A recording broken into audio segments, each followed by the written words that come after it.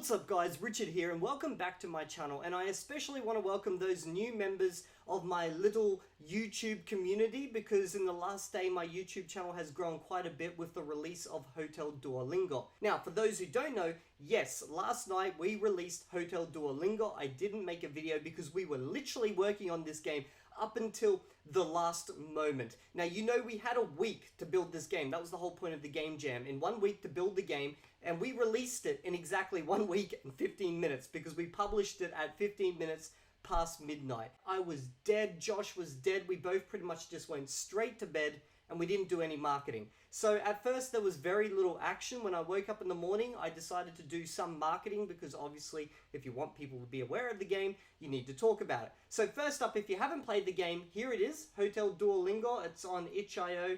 We got some photos there, English, Esperanto, and down here you can play in 64-bit and 32-bit. I've had people ask me about Mac OS and Linux.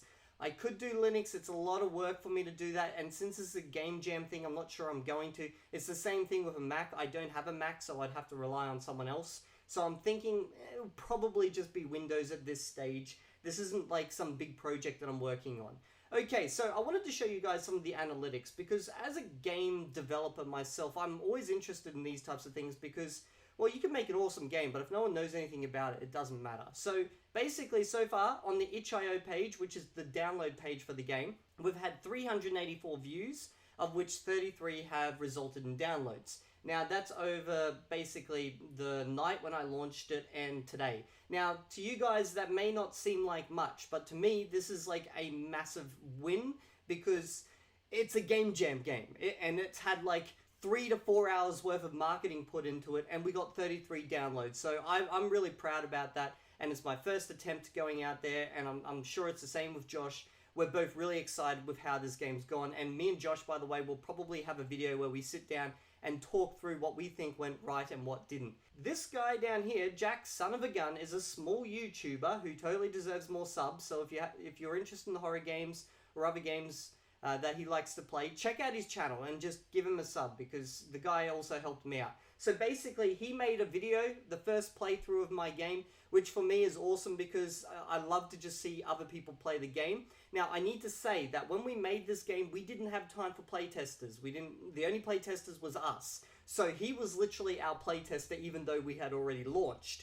Then overall, I would say it was a success. Now, there was a few little issues, so I'm just going to jump into the video. If you have a look here, there's this whole scene within the game where there's about a 20-second spill, or maybe 15 seconds, where it just gives you the backstory for the game. And that's great and all, but we forgot a skip button, which was just really bad on my part. I didn't think about that. And it's the same with the cinematic. The cinematic was great, he seemed to enjoy it, but as soon as the cinematic ended, he didn't know because I forgot to include something that just said, run, at the end of the cinematic. And by the way, if you guys haven't seen the game, go watch his video, it's basically a walkthrough of the game.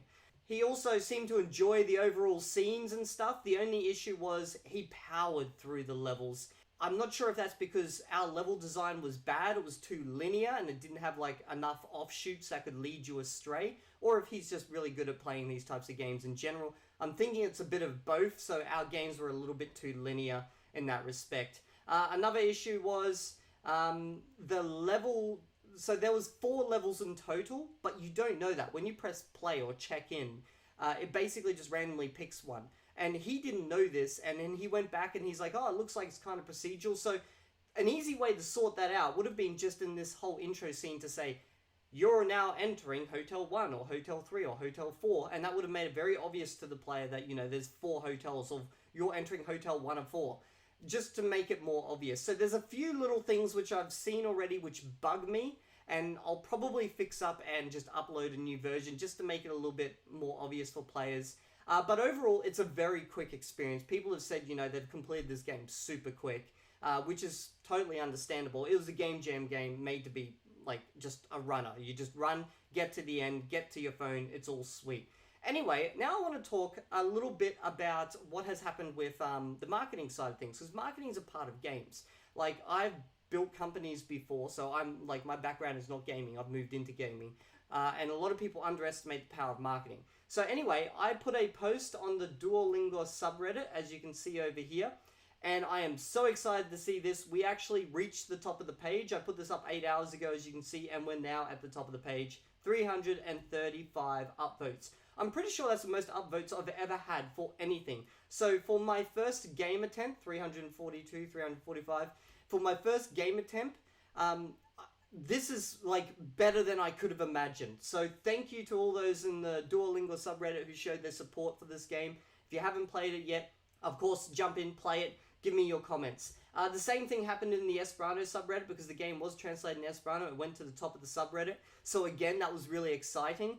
And we also had in a few groups, so the Duolingo Esperanto learners, we got like 99 likes there type of thing. And then we also had in the Polyglot one, which got up to 55. I think it was a very successful launch for what was essentially a game that was made over a week between two people. Now, the last thing I simply want to say is that this is not the end of my game making journey. And in fact, this is the start.